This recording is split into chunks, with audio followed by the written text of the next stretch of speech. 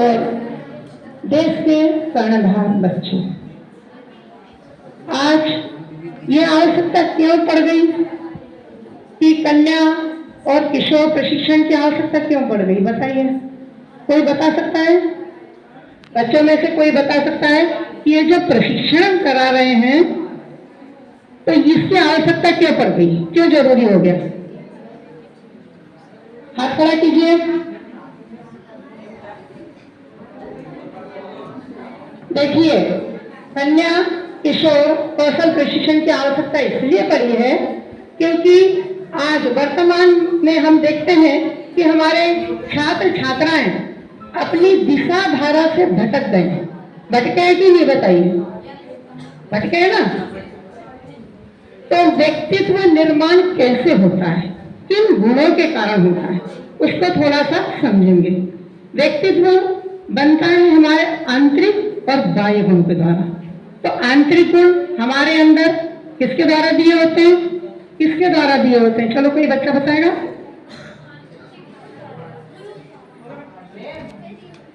गुरु द्वारा दिया होता।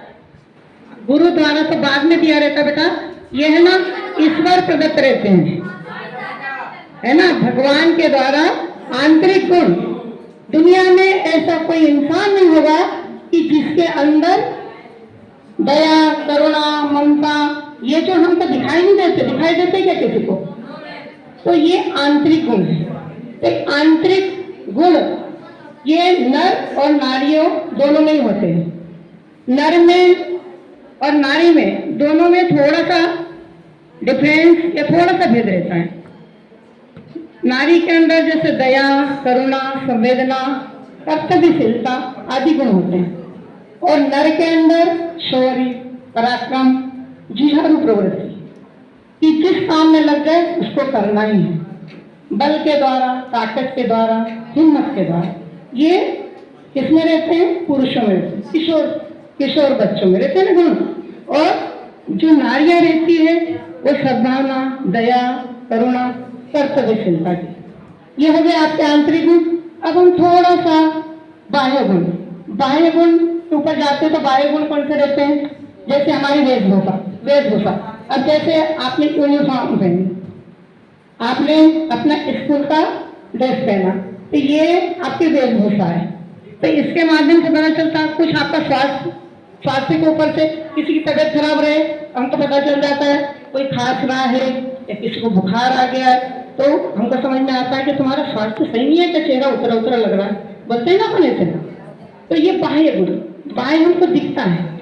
इसके साथ ही हमारी वाणी के माध्यम से पता चल जाता है कि इंसान किस प्रवृत्ति का है। ऐसी वाणी बोलिए मन का आपा खोए और को शीतल करे, आपो शीतल होए कबीरा, आपो शीतल होए। तो हमें कैसी वाणी को उपयोग करना चाहिए? सदैव मधुर वाणी। अब आप मीठी वाणी, मधुर वाणी, आपने बोला मीठी वाणी है ना? मीठी, वेरी गुड बेटा, मीठी वाणी में। पर आगे बता दीजिए। तो मीठी वाणी में बात क्यों करना चाहिए?